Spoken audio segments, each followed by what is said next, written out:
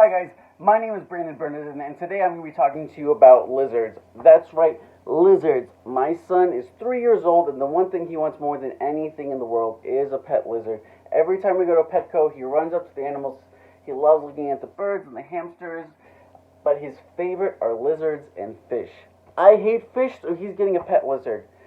Now, his favorite of the lizards are the chameleons. However, I wanted to open up that spectrum just in case chameleons weren't the best pet for him.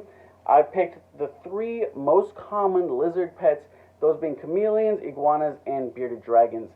And to identify which lizard would be best for my 3-year-old son, I chose 4 criteria to judge them by. The first criteria is the initial cost. This will be for the lizard, the cage, the food, any sort of furniture like equipment they need, and any sort of specialized equipment like UV bulbs and heating lamps, etc., etc. Now, whoever is the least expensive is going to win this criteria. The second criteria is going to be the upkeep cost per year. How much is this lizard going to cost me in maintenance fees per year?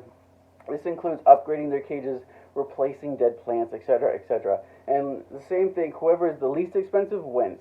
Third criteria is going to be the medical conditions.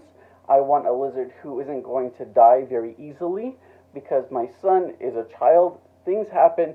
I want a lizard that can be able to interact with my son on a regular basis.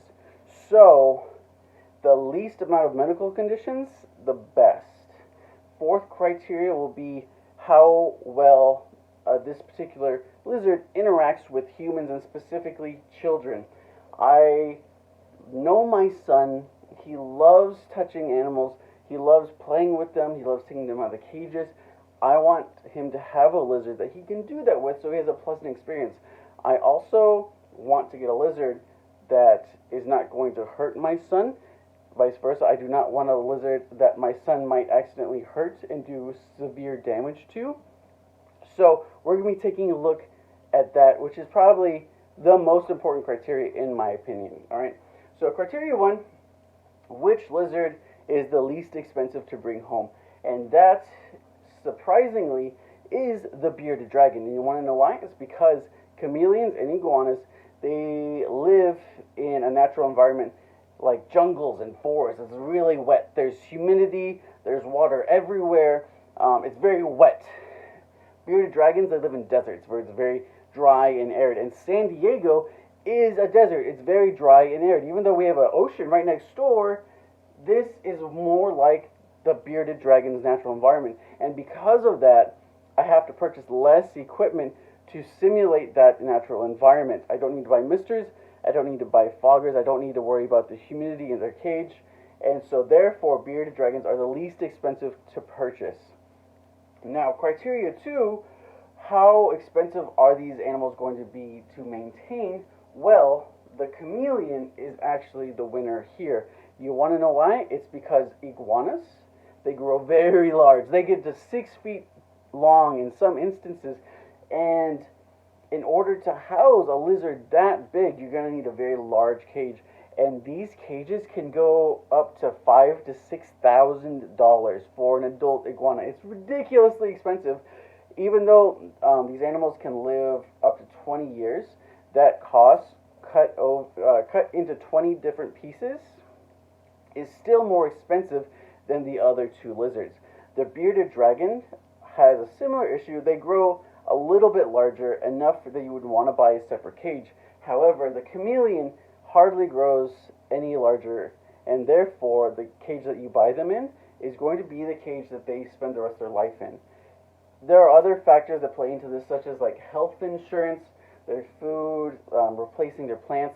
However, the cost of the cage is so large, it overshadows all those other features. So because of that, the iguana comes in last, the chameleon comes in first. Third criteria will be medical conditions. And surprisingly, all 3 chameleons have 5 common medical conditions, and they actually share 3 of them. The most common being a calcium deficiency. So if they don't get enough UV light from the sun, or if they don't eat enough calcium in their diets via supplements, their bones will literally deteriorate and they will no longer be able to move, and they will die very, very quickly. This condition is irreversible. So, for instance, if your UV light bulb breaks while you're out of the house and your lizard goes like 12 hours without UV light, they can suffer irreversible harm because of this condition. It's very sad. It can affect all of them, and actually all lizards in general. So there is no best, there is no worst. It's a tie between the three of them. It just means that if you do have a pet lizard, you're going to want to have backup light bulbs just in case to prevent these sort of accidents from happening. Criteria number 4: how well is each lizard capable of being handled? And unfortunately, chameleons are dead last. That's because in their natural environment, they live in trees their whole lives. And they have a ton of predators. And so anything that removes them from their tree, or in this case their cage, it induces a lot of stress. It induces that fight or flight experience for them. And even if they don't show it because their natural reaction is just to be still and not move, they're experiencing a lot of stress, and that's not good for them. Chameleons can actually die from stress. It's very, very sad, and a lot of people do not realize this. So chameleons come in dead last.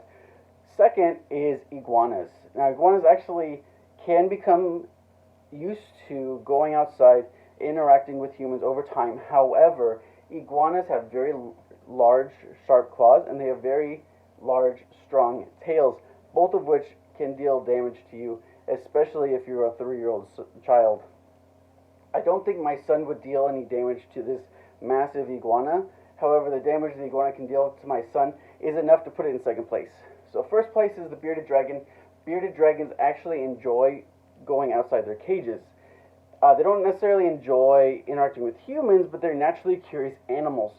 Therefore, it's recommended to take them out of their cage 1 to 2 hours a day so they can have this sort of exploration time. Now, finally, we have our final verdict. Unfortunately, chameleons did not win. Chameleons actually got second place because of they're more like fish, essentially.